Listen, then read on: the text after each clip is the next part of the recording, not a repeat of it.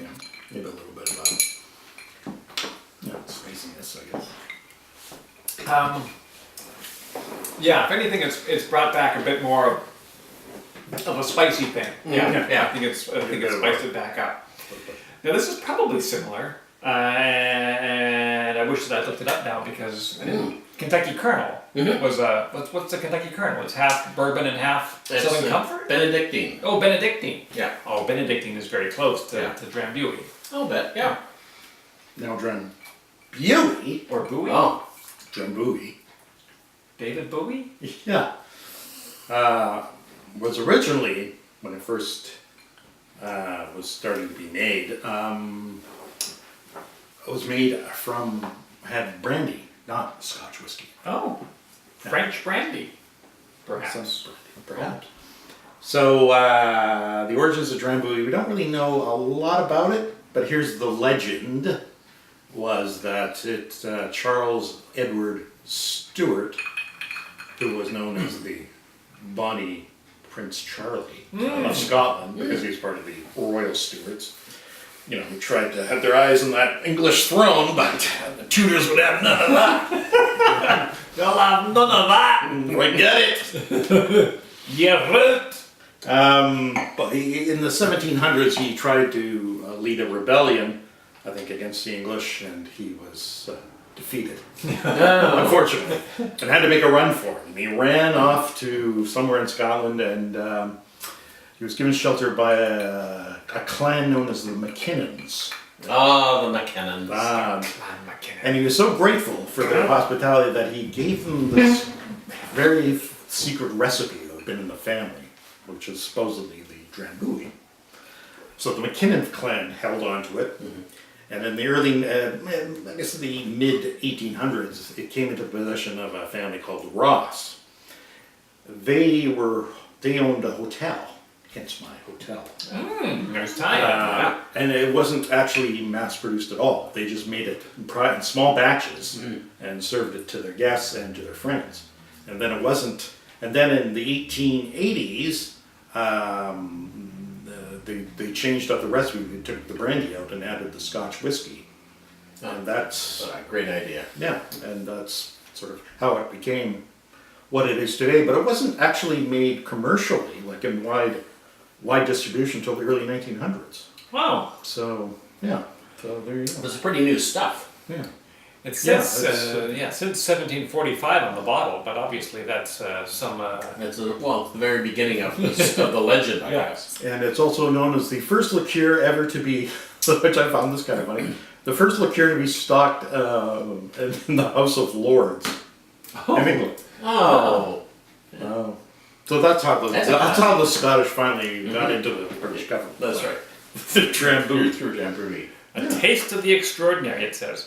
Did they say where the name came from? Because it seems like it's not a... It's might be actually based on a Scottish Gaelic phrase, which means a drink that satisfies. I don't know what the original Gaelic term was, but this Drambuie is taken from the Gaelic phrase. All right. Well, I guess dram, you know, there's always a wee dram of scotch. So this is a Drambuie. Boy. Yeah, it might say on here, but I brought my old eyes. I didn't bring my new eyes, and so.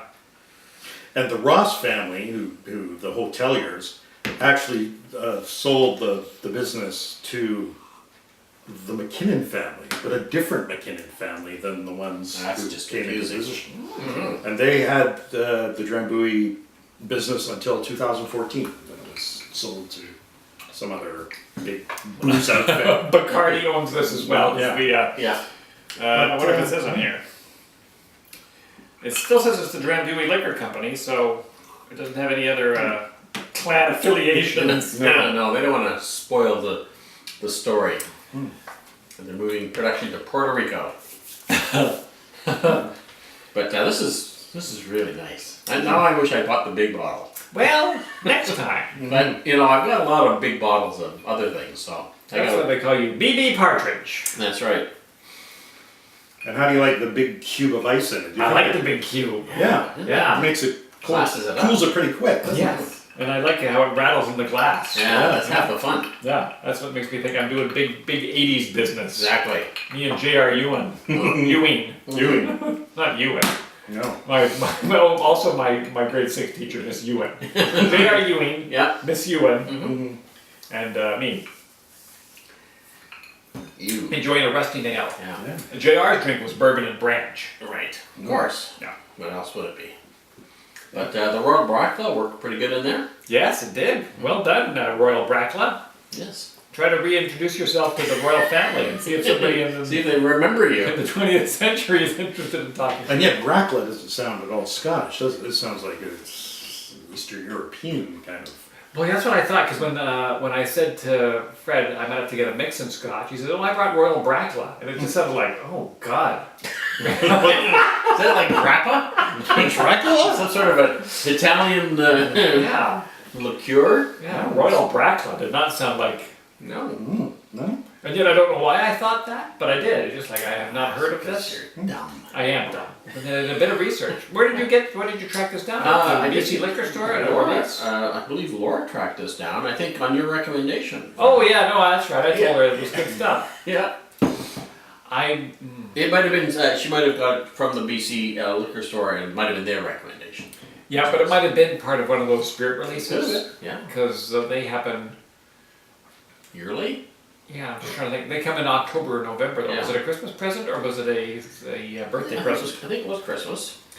Yeah, that could be. It could have been. And how long ago? Well, I guess a lot of questions. What are you, a cop? That's one. Well, Lucky I've I got kind off. of been pulled in by saying that I would recommended it. It's relatively new, within the last year and a half, 2 years. So it's not about this past Christmas. Would have been before that. Okay. Christmas before. And I've been sort of nibbling at it. You can see it's down to about well, actually, because it's got that fake bottle bottom. Yes. Yeah. So it's actually down to about, I don't know, 15% of what's, but yeah, I'd have a sip of that every now and again, spread it around a little bit. All my bottles are going down slowly, Yeah. same rate. And then, So is and your then they all, liver? So is your liver?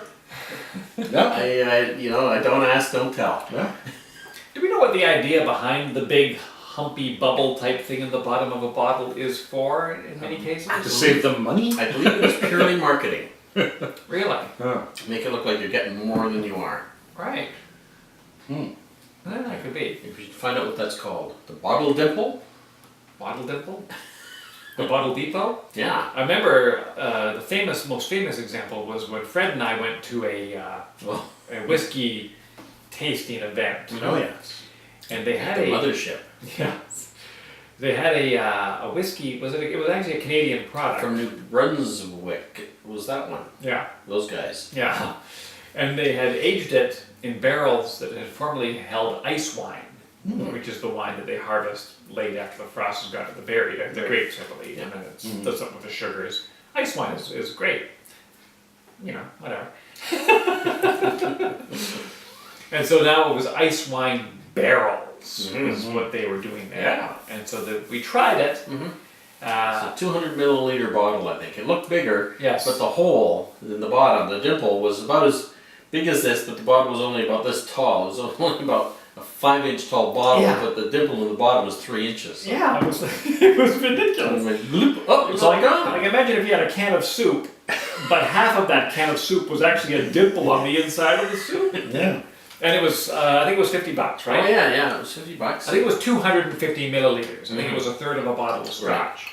And so we thought we were getting something special, and I think it was the first or second year they'd released it, and it was not very good. It wasn't great. It wasn't bad. Oh, I thought it was bad. I mean, not bad, like in, I'm going to pour this out bad, because very few whiskeys hit that level. I think it was called Glen Breton. Yeah. Glen Breton. Look him up. No offense. I hear that it's much better now, because it's been a while. Oh, I hung on to the bottle because the bottle was Well, so the bottle's great. I've got the bottle. Yeah. That was the best bottle I ever had. I've used it for sugar syrup and stuff. Me too. Although it's still completely impractical because you think you have more. Yeah, I think I've got a lot. No, do you need more? No, I got lots of sugar syrup. Look, it's It's half full. all- Whoops. Turns out that's an ounce. Well, I guess it holds, yeah, because it was 250 is what? A cup. Yeah. So it was really only a cup of booze. Cost about $50. Yeah. Wasn't super good. And I remember I had broken my ankle. And Dr. Hardy, my boss, came over to visit me to see how I was doing. He didn't come to set your ankle. He's not that kind of He's not that kind of doctor. Yeah. Oh, I heard a radio play today. It was just funny. Anyway, but he came over and I wanted to try it. But because I was incapacitated on account of a bum leg, I had Jennifer. I said, "Oh, get that stuff for Dr. Hardy to try." And so she gets a glass and some ice and goes, and I can hear her go. I was like, I wanted to try it, but that was a lot of money. I think it had to be more than $50. Yeah. No, it was $50, but it was only 250. Yeah, it was, Okay. If we couldn't afford the full bottle, we thought, well, that looks like a lot. Anyway, I had to go through the uncomfortable, so pour just a bit back in. Yeah. Because I can't. I'm sorry. You're driving home. I don't. I've got Yeah. other stuff for you to try. Don't have all of my ice wine thing. There was a radio show I heard today on the Old Time Radio Network that I have on Sirius FM. Not Sirius XM, sorry, Sirius XM. It was called Doc Six Guns. He was a doctor in the Old West that healed people, but also carried a gun. Of course. I thought that's, I don't know, it seems like a bad idea. But he got people out of scrapes, I'm sure. Oh yeah. Old Doc Six Guns. It's like Doc Holliday. Yeah. But he was Doc Holliday was a dentist who Yeah. was way around a gun. Yeah, and the bar. And the bar. Yeah. No, he wasn't in very good health himself, but He had a lot of issues. Well, he had consumption. That's right. yeah. He had a touch of the consumption. Well, I sure enjoyed that tombstone, though. Oh yeah, I'll be your Huckleberry. That's right. Tombstone. Yeah. Boy, if you haven't seen Tombstone, You should see it. Yeah. Only for Val Kilmer's. I think that's probably the last time he worked. if you want to see Skinny Val Kilmer, this is the last time to see Skinny Val Kilmer. Yeah. That was good. It was a good one. Yeah. What year? 92, 93? Oh yeah, gotta be. That's what our new podcast is. It's movie reviews from the 90s. Yes. Only with Val Kilmer. Only Val Kilmer. Movies we barely remember from the 90s reviews. I think Val was coming back to be whoever the hell he was in Top Gun, in the new Top Gun. Yeah. Topper Gun. Yeah.